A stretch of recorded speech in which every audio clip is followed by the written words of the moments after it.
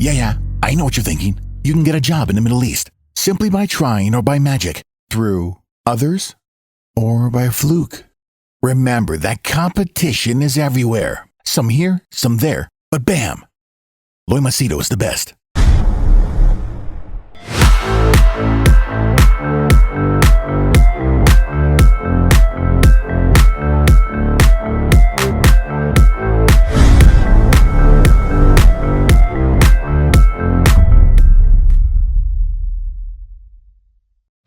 Alright, in this video, I'm going to share with you the answer to the question, if you want to be a personal branding strategist or a coach or consultant online or a trainer, what are the things you need to keep in mind? And if you have any questions as you watch this video, type them below, including comments, and put in your opinions. Before I do start, my name is Loy Machedo. I'm a personal branding strategist. I help people get well-paying jobs in the Middle East, specifically UAE and Dubai, and other countries, Canada, USA, Australia. That depends on the request. And people book my services for personal and professional coaching. So now coming to the question. See, this question came about when yesterday a young woman, she told me that, sir, I want to do what you're doing. I'm also a teacher. I want to start teaching, training, have online and offline. And because I know her from many months, I decided, okay, I'll make the video. And she also went like, I don't want anything for free. I'll take a loan. I'll pay you, whatever. So it's not the question of payment.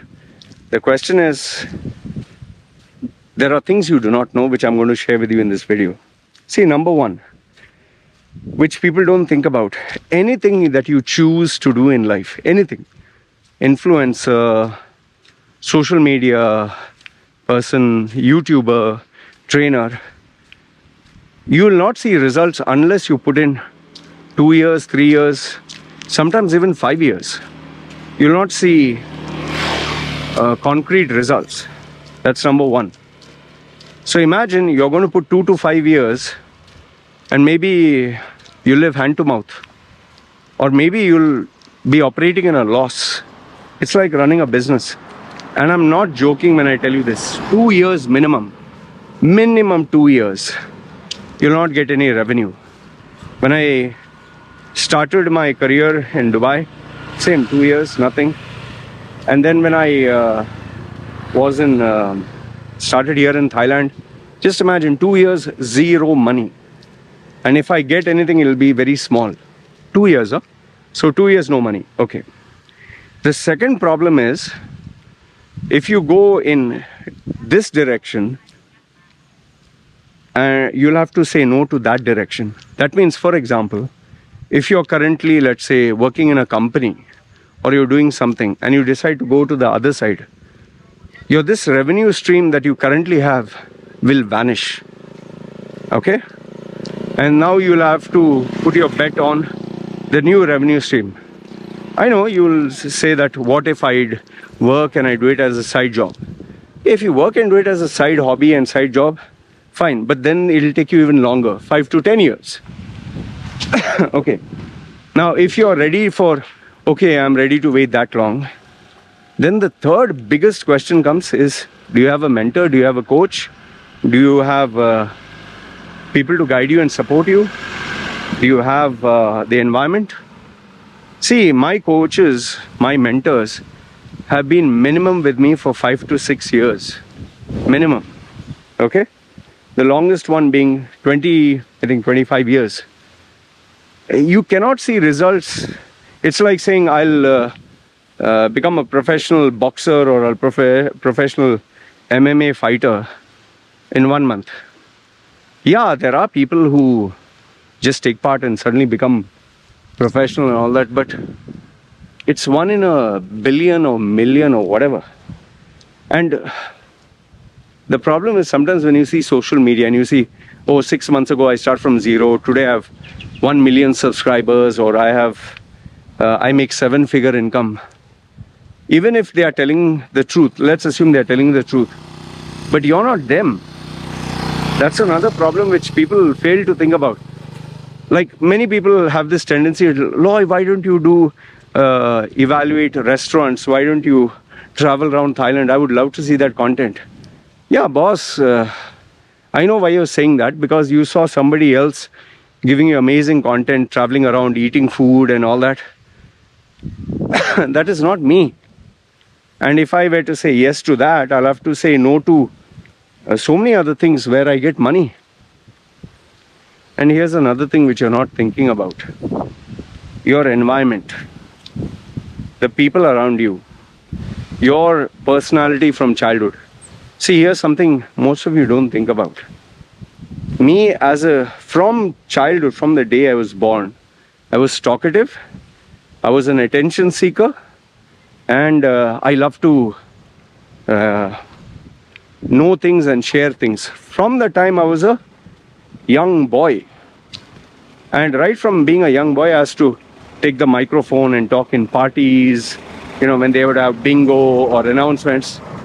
I would never stop. I'd love to blabber. My parents used to tell me, shut your mouth, man. They would say, people used to insult me and say that you talk like a girl and it's a shame and I wish you lose your voice and you can never talk again. That much I used to talk. I used to irritate people. And then when I started from the age of 16, I found out there was public speaking competitions. I didn't know one thing about public speaking, but I went into it. And it was natural to me because I was a blabbermouth.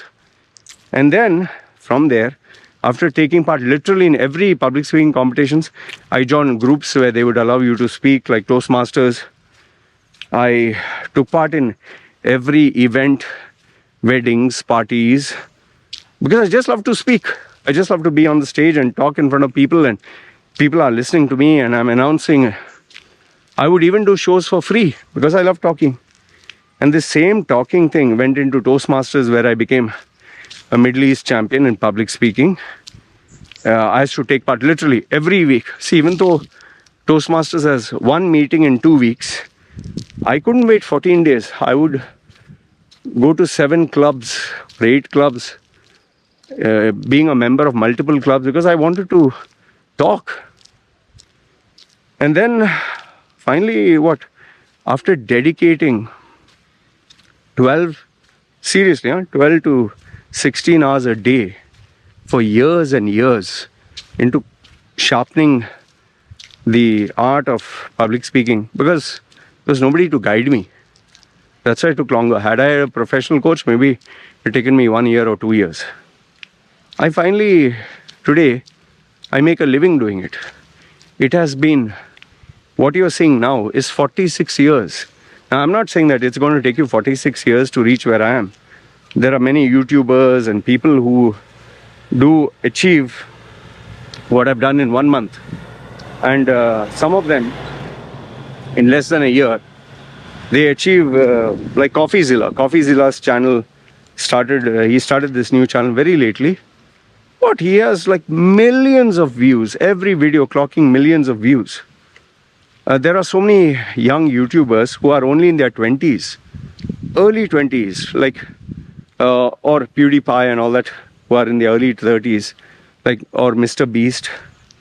Look at them. They may not be professional speakers and all, but they know the nuances. So there are many factors here. And see, one important thing which I want to share with you is, people have this habit of going for the shiny object. Oh, this looks very appealing. This looks very nice. See, people have done this with cryptocurrency. People have done this with, Instagram, and trying to show their bodies. And they realize, oh, people see my bodies, I get so many likes, views. People have done that with trying to position themselves as a coach. I'll help you gain 7-figure income, make you famous. The problem with that is, okay, if you achieve success, you achieve money, fine, you're safe. But what if tough times come? What if there is no money? What if there is no clients? Or what if there is hardly any money and clients, where you live hand to mouth or less than that? Do you know that in my career path, I think from the age of 30, where or 20, 25, whatever, I decided I'll make speaking into like a career that pays me. I'll live on that. Man, I was not able to succeed from the age of 25 till I think 35. Even though I would get shows every day, it was not enough for me, man. Money was less, expenses were more. So it was a very tough thing to do. See, and remember, when you start anything, nobody is going to come to you. When you start, you'll start at zero. Let's say you're a coach, you're a trainer. Let's say you decide, okay, I'm going to be a personal branding coach. Okay. Then you have to get an audience, right? You have to get people to sit down for your lecture, right? Who's going to come? And before that, before you even give a lecture and invite, let's say 5 people or 10 people, what are you going to tell them which would be of interest to them? What would you tell them that they do not know? In fact, the biggest question of all they will ask you is, why the hell should I spend my 1 hour or 2 hours listening to you? What answer will you give? Understand this much. It is a business. All right, it's a business. It's not, I want to do this, I'm passionate about it. If you have enough and more money, fine. Do your passion, do whatever you want, painting or drawing or just randomly talking on YouTube or Instagram, dancing. You have to make ends meet. Yeah? You have bills to pay. Like see now TikTok, I was just browsing through some of the songs because my daughter wanted one particular track. I started seeing the TikTok dancers, young boys and girls. Oh, they were dancing very well, man. I was very impressed. I was like, oh wow, they really put so much of effort. But here's the sad thing. Even if they cross millions of views, you're talking of, forget millions, a total of billion views, still will not be enough for them to pay their bills. Unless they have sponsorships, unless they have a recurring crowd. And eventually, after putting all the effort, all the time, all the money, creativity, they have to say bye-bye to that and join the corporate world. Now I know what you'll say. Oh, you're discouraging me, man. I came to you with hopes. What is the solution? Solution is hard work. Solution is struggle. Solution is being obsessed. Solution is get yourself a mentor. Now I know that there are very many people who want me to be their mentor and guide them, and many of them cannot afford. Many cannot afford. Even some people who are working cannot afford my services. And there's always a school of thought that says, yeah, Loy, you can maybe cut down your price or have a classroom kind of setting. There's reasons why I don't do that. When you make yourself accessible to a larger audience, it only backfires. This is from my experience. That's why I don't conduct online classes.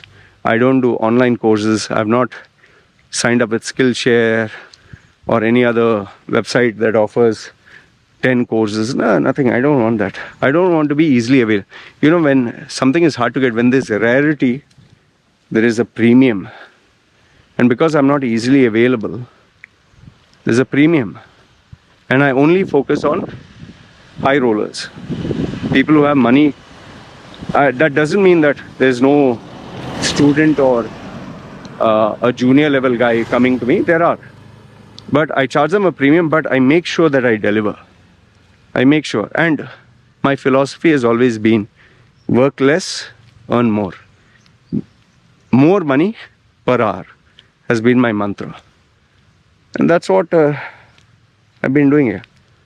See, all in all, I just want to tell you, there are too many complexities and variables to jump into any career path. What you tend to see is only one part of it, one dimension. There are multiple dimensions, multiple angles, even running a business. Like people tell me, I want to start a coffee shop, I want to start a restaurant. Yeah, you're only thinking of the guy is, you order, the guy goes to the kitchen, he prepares a dish, he gives you, you give him money. See? No, there are so many variables, my dear. So many variables. Why do you think so many restaurants shut down? In fact, ask yourself, why do you think so many businesses, so many, they are not successful, or they are struggling, or they are not growing? Why? Why can't they 10x their income, like some YouTubers claim? It's people on social media give bullshit like, what's his name? Grant Cardone and all that. 10x, buy this book, this will teach you the secrets, just pay for shipping. It's all garbage. So anyway, my only recommendation to you on a positive note is, do what you love. If suppose you're a teacher, you're a trainer, you're a speaker or painter, whatever it is you love, don't look at what other people are doing. Oh, he's doing cryptocurrency, he's doing properties. Focus what you love as a side hobby. Work on it day and night and try to commercialize it. For every painting you make, sell it for a price.